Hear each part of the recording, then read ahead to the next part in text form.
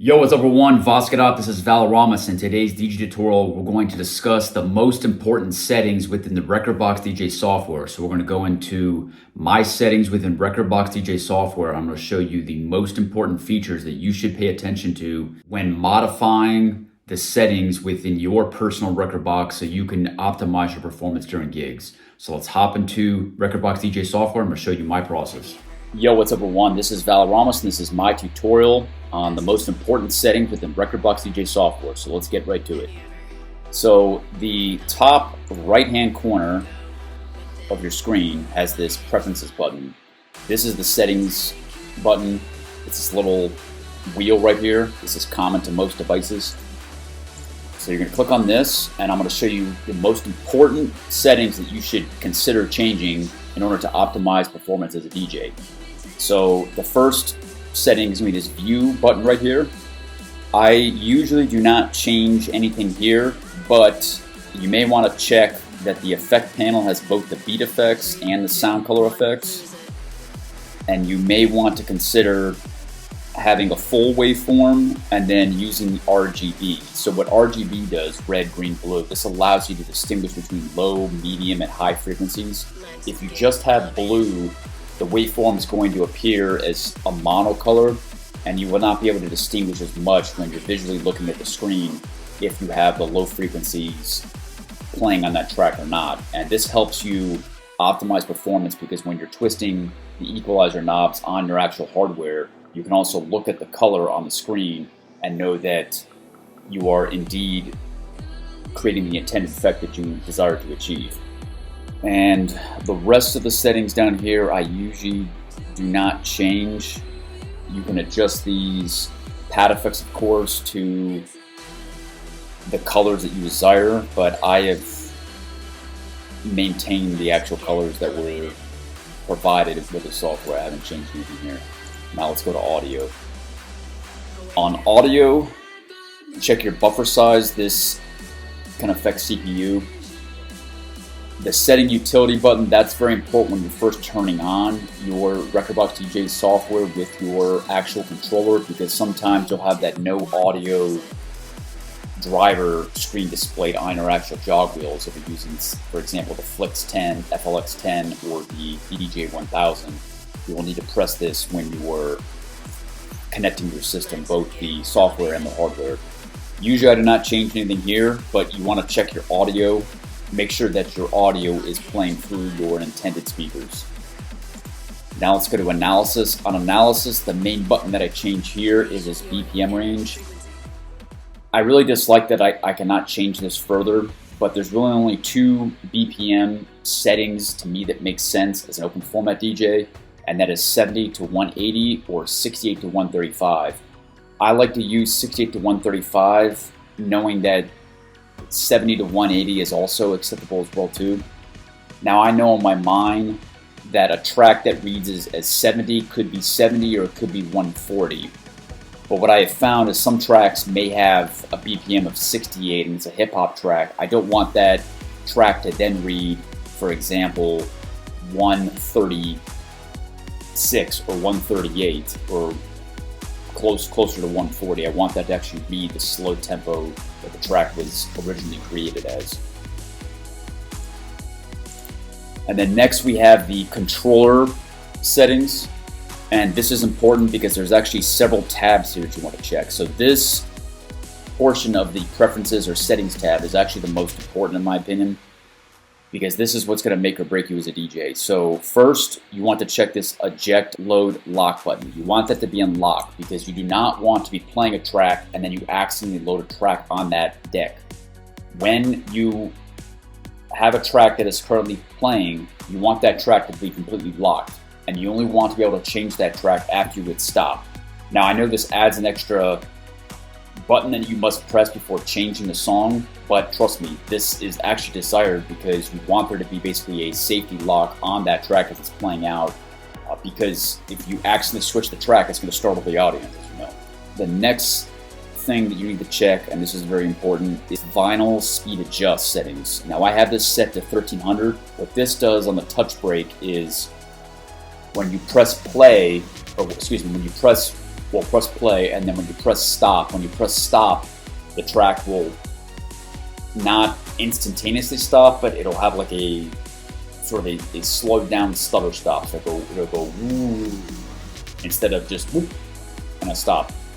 Now, same thing with the release start. When I press play, I want it to immediately begin playing and not have like this slow, like, you want this to be an immediate play. So it's basically an immediate play and then a slightly slowed down stop.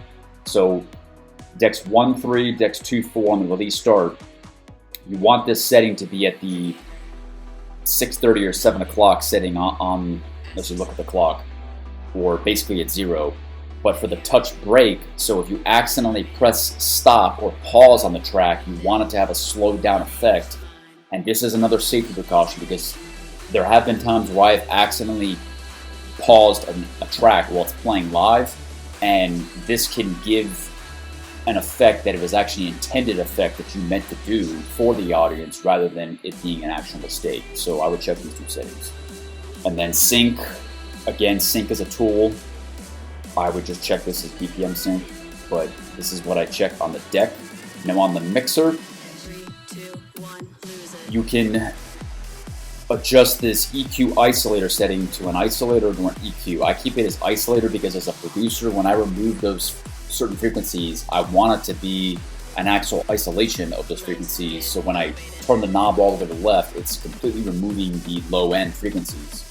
If you just have EQ, all it's going to do is just reduce those frequencies and not actually entirely omit those frequencies. So this is a bit of a personal preference, but as a producer myself, I prefer the isolator setting, and this is actually a setting on the DJM 900 Nexus 2 mixer.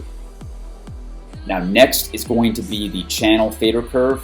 I keep this at linear. Some folks may like a logarithmic curve or an exponential curve because it's basically that theory of as you slowly bring it down, the last little bit should be the drop off, or vice versa as you're raising the track. I just like to keep it linear. That way, setting 1 through 10, it's a even distribution of gain volume as you're raising the track up. And then next we have the crossfader curve. This helps if you're a scratch DJ. Most scratch DJs are going to have this on this right setting, which is this tabletop, which means as soon as the crossfader is moved just slightly away from the edge, you will hear full volume of the incoming sound. If you have this X setting, the crossfader must be in the middle in order to hear both tracks playing at equal volume or at equal intensity according to that crossfader. So if you're a scratch DJ, I recommend that you use the tabletop setting. I don't really know anyone that uses this X setting. If you're not a scratch DJ, what you can do in order to disable the crossfader is check the buttons on your actual hardware on your mixer. You can disable that crossfader.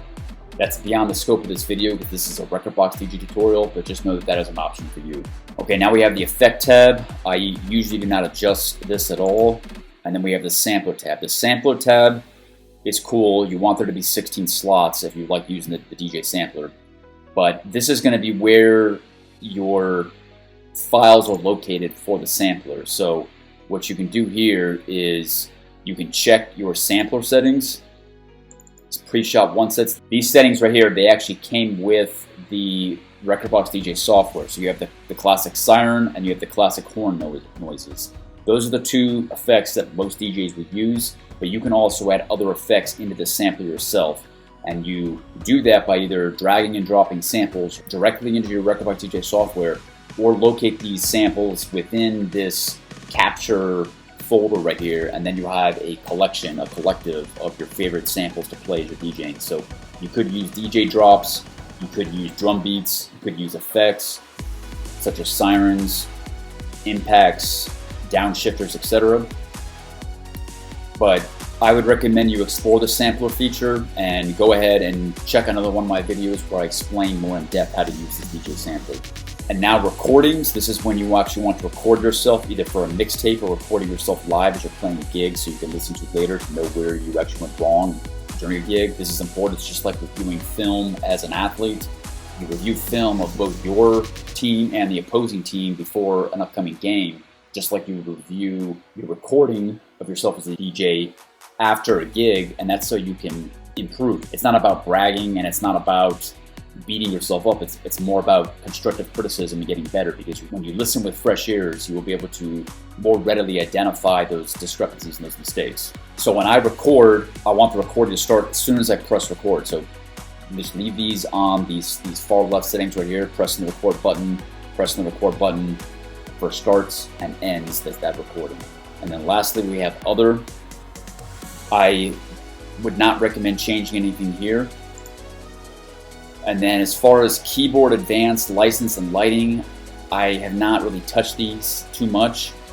But if you have adjusted any of these settings right here and you think it would help anyone that's maybe watching this video, please leave those in the comments below. And then lastly, we have the keyboard section, advanced, license, and lighting sections.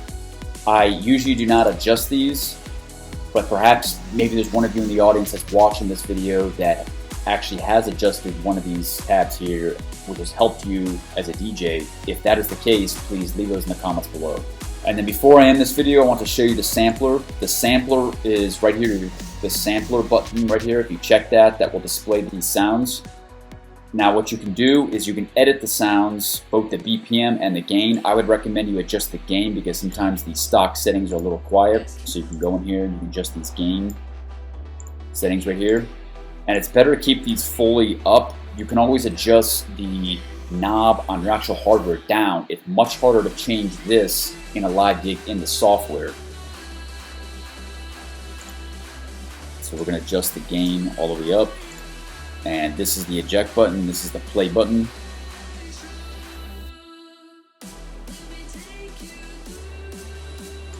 And then you see I also have some DJ drops that are located in here as well.